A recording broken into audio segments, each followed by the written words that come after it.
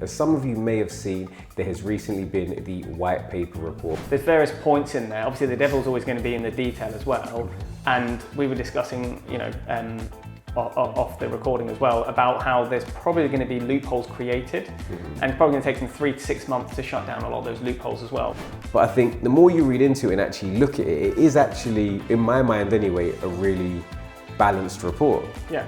What was your thought on the changes to the Section 21 notes?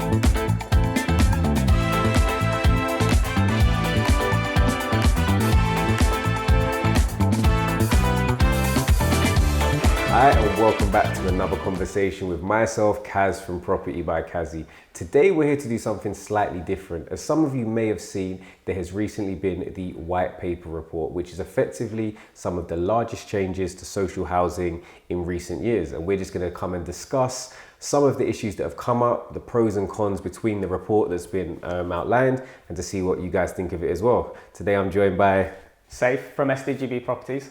Exactly, so we're going to have Saif on one of our podcasts coming out soon. His details will be in the description below, so make sure you catch up with him to see all of the amazing stuff that he's up to. Again, there's going to be loads more information about you in that podcast, but we're not here to talk about you today. We're here to talk about some of the reforms in the private rental sector.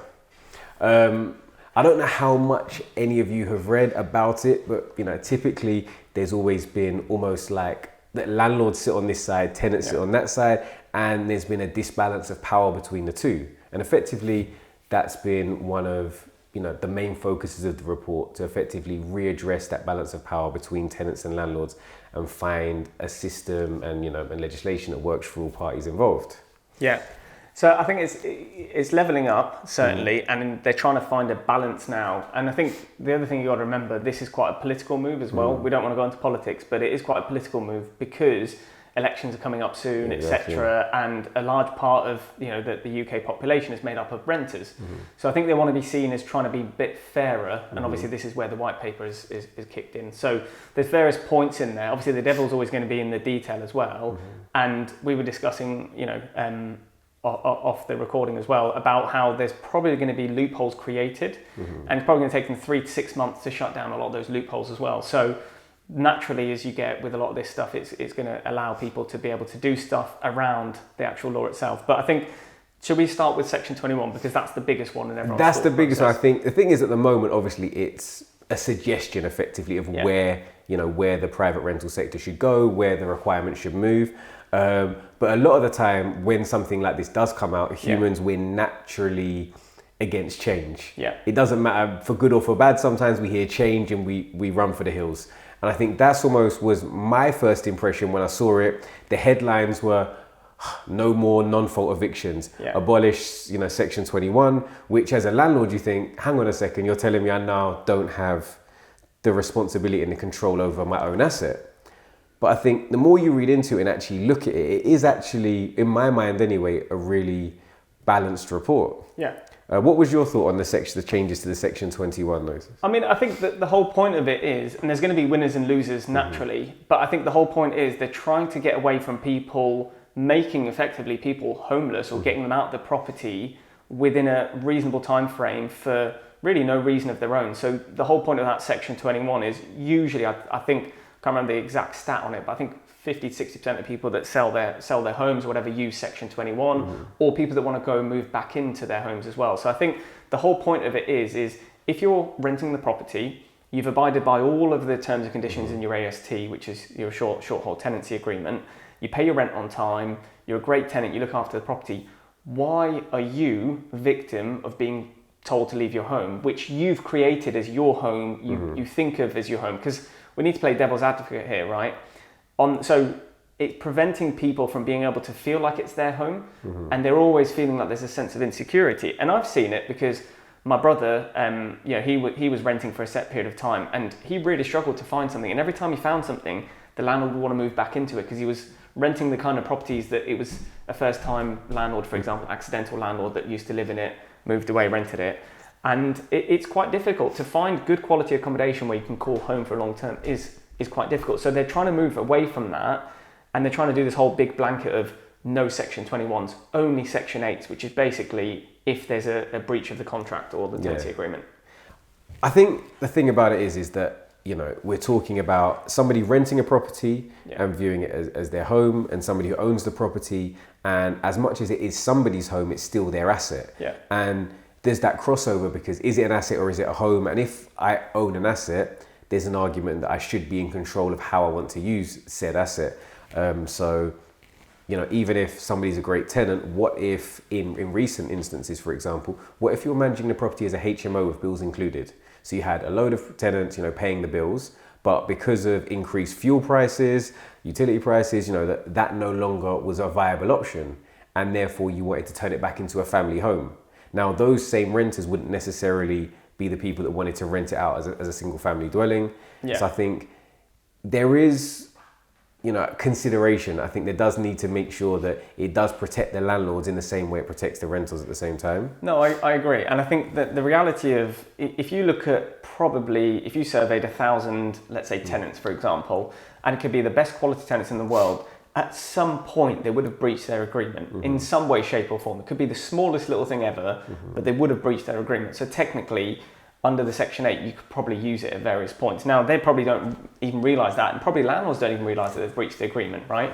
But the point is, Section 21 as a general just is not working out from a tenant's perspective.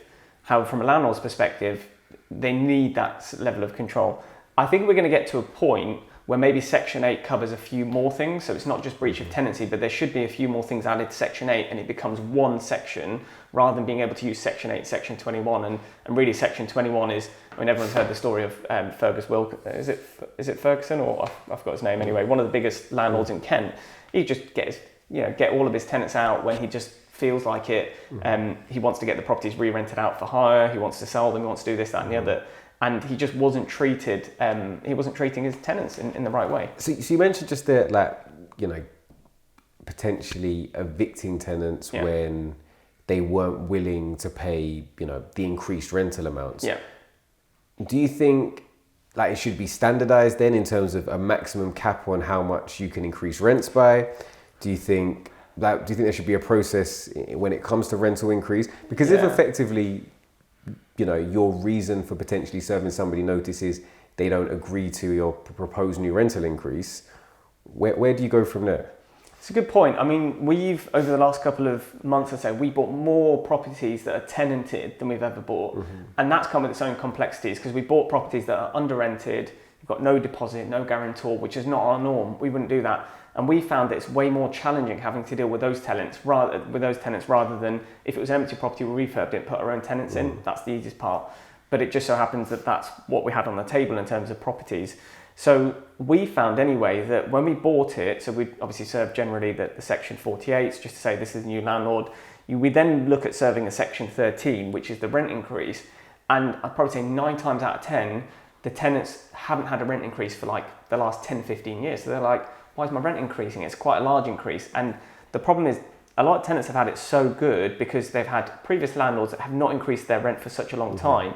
It makes that gap too wide for us to be able to go now and try and increase the rent.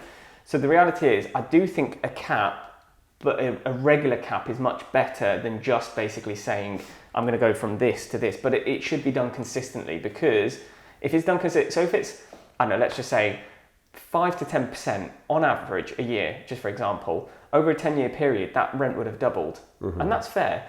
But to go from 1 year to 10 years and double in 1 year, it's just too much. People can't comprehend it. And I think also naturally, as the rent starts to increase, if people feel like they're not going to be able to afford it next year or the year after, they'll start to look elsewhere and start to look to go to another property. Whereas if you do the rent increase in one go, it doesn't give them enough time to find something else. So I think for me, yes, it would be good, but if it was done in a very consistent manner across the board, because rents are going up at the minute, Exactly. I think collectively, when I looked at the report, one thing that I liked about it was creating an era for landlords and for tenants, standardization of minimum standard requirements across the board, across renting in the UK. Now, what that means is we have expectations for landlords. So the expectations are increasing, and for good reason. I think now this experience as a tenant is like a customer service experience, i.e. that to a degree, not that the customer maybe is always right, but you are there to serve your tenant because they're paying the money to live in a property and should expect that property to be of a certain standard, have repairs to be done in a reasonable time frame, to have proper communication, and to meet all of the obligations and the legislation involved in renting a property. Which I think that standardization that this potentially brings in even more so is really good. I think it's becoming the case a lot more with build to rent accommodation, where the big players are coming in, they're having in-house management teams, maintenance teams, which means the level of customer service delivered to renters is a lot higher. So people are getting used to that and expecting that from your accidental private landlords that you mentioned before. So I think that's good. I think the thing with increased legislation is that for the people that are already doing it, it's not going to worry them. For the good landlords, it's not going to worry them. And it potentially is going to scare off some of the bad landlords, which is also a good thing in my mind. Yeah, and I think, look, when you look over the last 10 years for landlords, it's been quite brutal. In all honesty, there's been so many different legislative changes over the last 10 years. And in that, it served its purpose. The government, Section 24 abolishment, where basically they pushed everyone into limited companies, was the start of it. And part of that is also EPC changes and everything else we're getting, EICR, gas safety, etc. So everything that we've got now in terms of legislative changes anyway is pushing out the small-time landlord that has 1 or 2 or 3 properties that might be accidental, also pushing out the rogue landlords, and very much what it's doing from the beginning, the agenda has always been institutionalizing landlords. So landlords need to be very institutionalized, they need to be very process-driven, very systems-driven, and they need to be at a relative size where it makes sense to keep up with the legislation. Because if I had only 5 properties, I'd just be like, I can't be bothered. I've got a full-time job or I've got a full-time business. I don't really want to be doing this all the time. I think that's where the thing is though, as much as you say that, even if you've only got 1 property, if it's standardized and it's easy, so that's the other thing. They said they wanted to create like a landlord's portal that made it really easy to understand your obligations. Because as a landlord that's got 1 property, the level of administration that goes into owning that 1 property and staying up to date can be really time consuming, taxing and daunting for some landlords. But if they can make it as simplistic as possible, because I think the property industry as a whole, whether that's from buying to selling to renting, is pretty archaic in terms of how long it takes to do everything and have everything checked. So I think if the government can introduce legislation that brings it into the modern era and makes it more streamlined, makes the processes easier to follow, I think it will be a lot more helpful for those smaller landlords as well. Yeah, I agree. I think that what you said is absolutely right. If you have 1 property or 100 properties, you're still using the same net time to understand all the legislative changes and try and keep up to date with it. So you get economies of scale at 100. So if they can do this hybrid portal between landlords and between obviously the tenants, I think it's going to massively, massively help. The other problem that you've got is a lot of the time is you've got the council or shelter, whoever it is, getting involved. And the majority of the time, this is where you see stay in your home until the bailiffs come, the classic one. You've been served the Section 21, served Section 8, do not leave, because they don't want to take on that headache. They're trying to kick the can down the road as far as possible. And they're not responsible for when that tenant has a CCJ against their name, they can't find another property. They're going to come back to the council, I guarantee you. They can only go back to the council. But they're literally almost creating a catch-22. Well, it's a catch-22, and also it's a system that is made for the tenants. The tenants are going to fail, basically. They're making the tenants fail on purpose because of that. And I think this is going to change where you've got a lot more education. This is going to be an education piece, right? Which is tenants will be well more educated than they are currently. But at the same time, it makes it easier for that communication between the landlords and the tenants.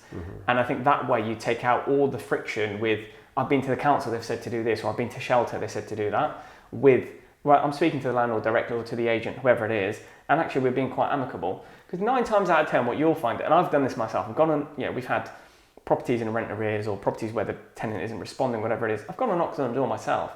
And 9 times out of 10, I've solved that just by having a conversation. And it's like, well, my previous landlord didn't sort the boiler out and I've been without hot water for 3 months. Right, if I get a plumber out tomorrow, would you pay your rent? Yeah, of course I will. But it's burying their head in the sand because you're not listening to them, or generally they feel like they're not getting listened to. So I think the point is, if there's a better line of communication, and I think when it comes to the communication, I think there's a lot of misinformation. So i.e., a landlord thinks, well, I don't have to fix a boiler. I'll fix it when my plumber's available. And he says, I'm not available for 2 weeks. But actually, if there is really black and white, okay, so these types of repairs have to be done within this time frame. Yeah. This type of repairs has to be done with this time frame. You need to respond to like emails. If there's very clear requirements from both tenants and landlords, it makes accountability less of a grey area. And I think it's that ambiguity of accountability that often leads people to go into court. Well, I think it's your fault. I think it's your fault. And it's not productive for either party, because if the end goal is to make sure that everybody is as productive and can enjoy their own time in their own homes as much as possible, having to go through litigation isn't going to be helpful for anybody. Yeah, I agree. And it's just a waste of resource and time in reality. I think you're absolutely right. I think if everything is more defined with the time frame, so you've got a time frame and everything is very much defined, so it is black and white, it's going to make everything so much better. Any grey areas really need to be abolished. And I think, to be fair, the white paper, from reading it, is going to be abolishing a lot of the grey areas, which is ideally what everyone wants, right? I think, and that's generally like when it first came out, someone said, "Oh, can you come?" I think they asked me to come and talk on a show in favour of it, and I looked at the headlines and I saw, no more evictions, you can't do this. I thought, it's just another nail in the coffin for the private landlord. But in actually taking the time to look at it, I think for the good landlords, it's actually going to be a blessing in disguise, in that there's a lot of opportunities for just transparency and ease of things that are now being that everybody has to do, that you were doing before as a good landlord. Anyway, before we get on to the next part of this conversation, I think we actually have to talk about where we are. So we're at your, can I call this your clubhouse? It's a subscription that I'm part of. Okay. So it's part of the clubhouse. So part of the clubhouse that you're part of. And what's it called? So it's called Auto Vivendi. And so I think for those of you who haven't noticed, we have a very aesthetically pleasing backdrop, particularly for your petrol heads. So we might tune out from some of the property people right now, but obviously this is a car club, effectively. Yeah, it is. And I think this is the way the world is going now. People want to feel like they're part of a club. So like you go to Oxford or Cambridge for a university to have the network, not necessarily for the education, this is another thing where you can network with people and find people. For me, funny enough, I found a lot of people outside the property, it's just a different perspective. So lots of business owners, lots of high net worth. There is a few people in property that are part of the club as well. So being part of the club is not only having access to the cars. Having access to the cars is one thing. Being able to come into, you've got a boardroom that you can use, in the middle of London. You've also got a really good network of people. They do events all the time. So where did you just come back from? Just came back from Croatia as well. So they did a 1 week tour around Croatia. I think it was 850-mile tour down the coastline as well. What car did you take to Croatia? There was 10 cars and we drove every single one of them. Okay, nice. So they took out 10 of their best cars and we drove every single one of them. What was your favourite drive over there? I'd probably say my favourite drive was the McLaren 620R, which is the one that you can see over there. Okay. I probably would not drive that in the UK, but over there with the winding roads, it was absolutely brilliant. It gripped really well. Nice. And what else have we got? Because I'm the guy that, if I was to tell you what cars we've currently got here, it would be the black one, the blue one, and the grey one, and that's about the extent of what I know. So what's this lovely blue one? So we've got a Maserati MC20, which is one of the new Maseratis that's come out. It's come off the back of the MC12. So the MC12 is the race car, and they thought, let's bring out a supercar, so that's brilliant. You've got the McLaren 600 LT, which is what I call the Batmobile, right at the back, it's the black one. You've got a Ferrari 812 Superfast, which is that one there, and it's a very, very fast car. That's a lovely, lovely car to drive. The McLaren 620R, which is the one that we just talked about, that's a track car, so that's perfect for a track. It is road legal as well, so you can use it on the road.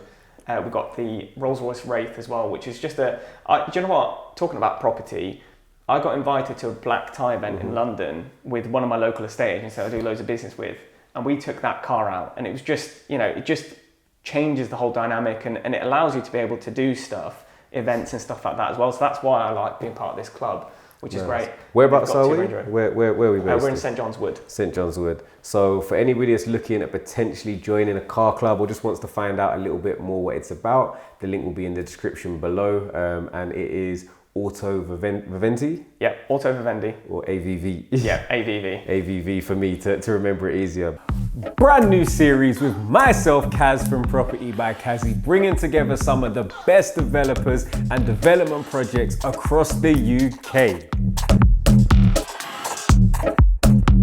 This is probably my favourite flat because of the challenges. This property was purchased for approximately 980,000. So we're now in the hallway of flat number 9. We should be generating £4,250 per calendar month. Yeah, we did a full rewire, full replumb, the boiler's over your shoulder, all the copper was gone. You've got the flip deals, BRRR, ground up construction, new build houses, conversions, office to residential, you name it, we're gonna go and see it. So if you wanna see some of the best developments in the UK, subscribe right now. But you know me, I'm not here to talk about all these cars because for me, like I said, it is blue, black, and as you know, the Kazi orange, which is what I find most important, but I want to get back to property. So as much as I've said today, I don't have a massive issue with a lot of things in the report. When you look at the comment sections of the big landlord communities, whether that be Landlord Zone or the likes, there are a lot of people that are really up in arms and they feel like, it's an imbalance. That it's like, another nail in the private landlord coffin. People are saying that I'm going to be selling up because they think it's imbalanced. Like one thing is, what do you feel about saying you should be allowed a pet in pretty much any... This is an interesting one. So for us, historically, what we've looked at is any time that there's something outside of the norm, we felt that it created an extra barrier to prevent the tenant from leaving. So for us, the longer the tenant stay, the better for us, because obviously these are all long-term investments. And majority of our stuff is single-family homes, whereas I know other people do HMOs, so it's slightly different. But let's just say on the single-family home level, right? Put HMOs to the side. I feel personally that we took on more tenants with pets than anyone else. And the reason we did that was it was so difficult to find a property that would take tenants with pets that it made them stay for the long term. Now, when you bring in HMOs, that adds another layer of complexity. It does get quite difficult. So we've accepted some, in some of our HMOs, mainly student ones, some tenants with pets, and it's created too many issues.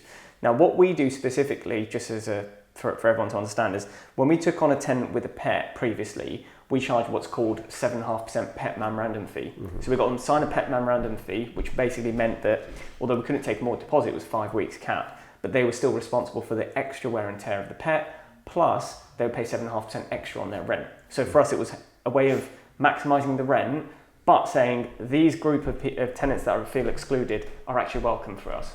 We did the same thing with DSS as well. So for me, it's again just levelling the playing field out again. So for us, I guess it's not really great because it means we lose that niche or that USP. That niche, but I still feel like we're talking about basically realistically people finding loopholes. There's going to be a loophole somewhere, and essentially people, even though they won't advertise that they won't accept pets, they won't pass maybe the referencing or whatever it is. So theoretically, it's not going to change much because people can still say, unfortunately, you haven't passed this or you haven't passed that, even though the real reason is you've got pets and that's why we don't want to take you on. Yeah, I think, like you said, you found a system that worked for you to allow pets, and you just, you sort of systemized in a way that made sure that it made sense for you and made sense for the tenant. And I think a lot of people look at, it's my house, I don't want a pet. But what if it's, the example of you've got a large house with a large garden with, a very low maintenance pet. There's not really much rationale behind, well, it's mine and I don't want to. And I think the move that,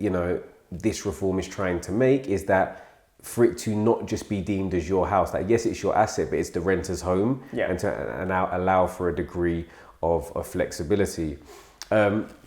Another issue that when I've spoken to other landlords that are really against it is they feel that there's an element of disparity or an imbalance between what the requirements are for the landlords and what the requirements are for the tenants. So i.e.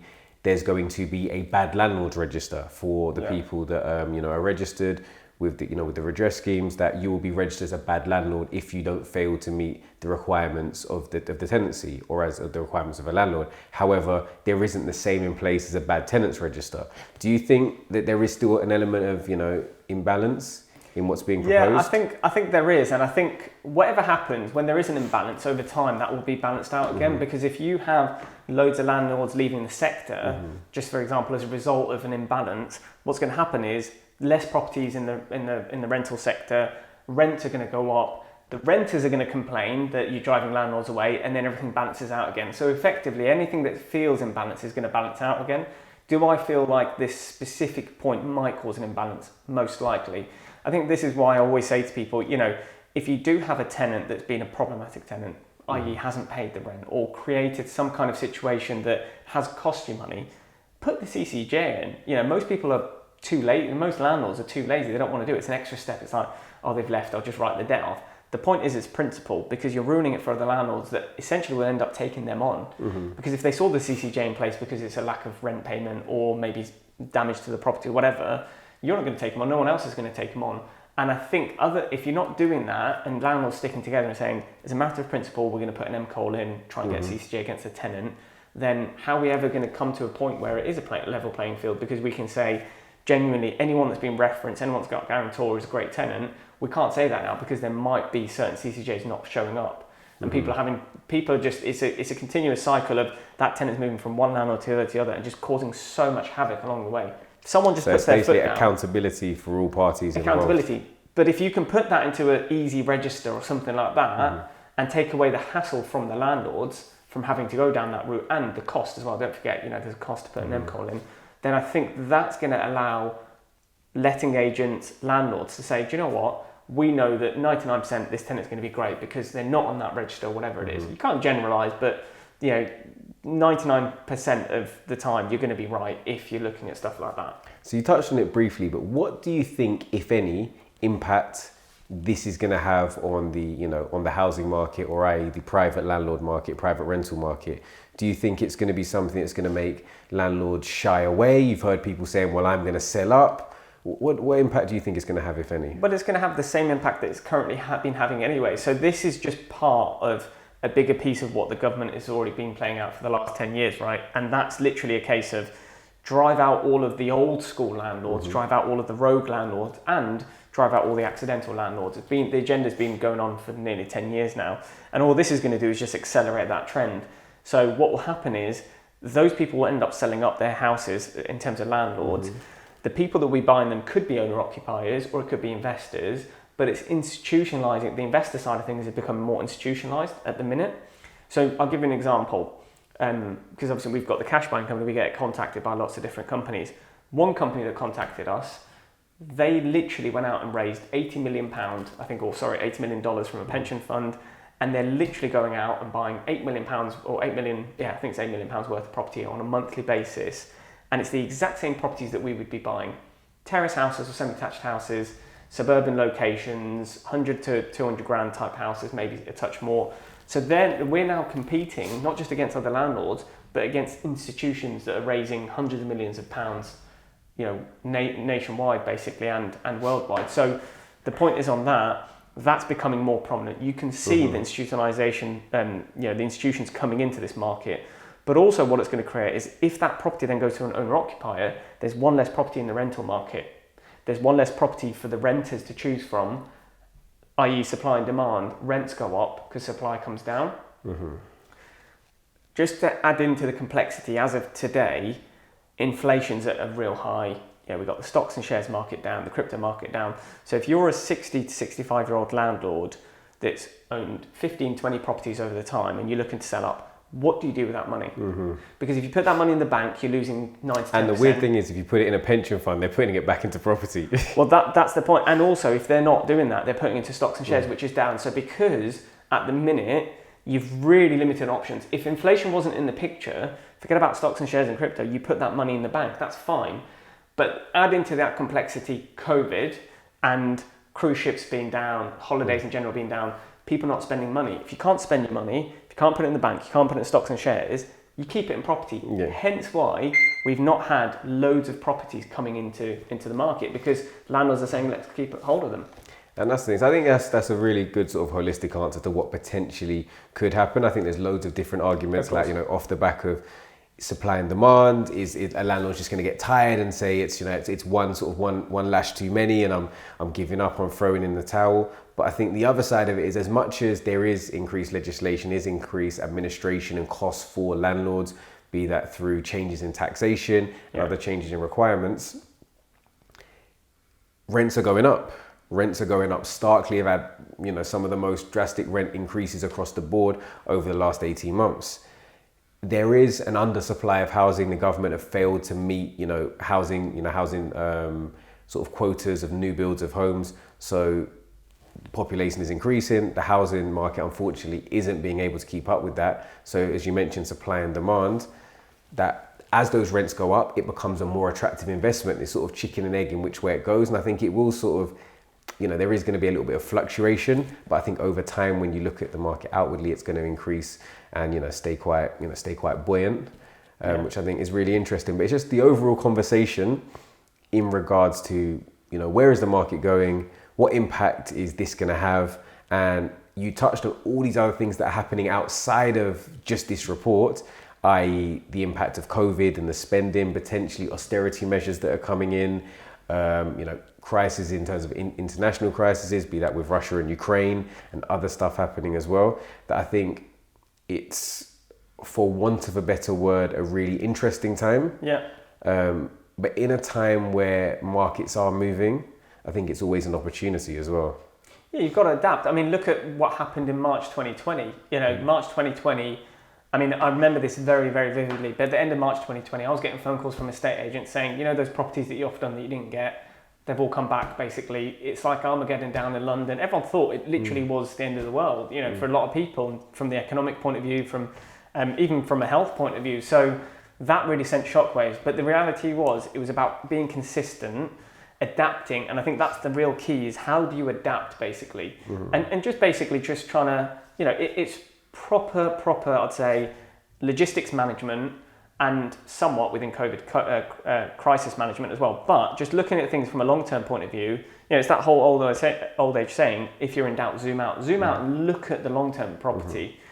Yes, you have these little niggly bits that you need to sort out in the meantime. Yes, you have to read load of legislative pieces and stuff like that and understand it and get to terms with it. But over the long term, it's going to create so much equity and so much wealth for you that it's worth doing. So I think risk reward is always going to play out, and I think for me, the reward is always greater than the risk. Personally, anyway, that's how I see things.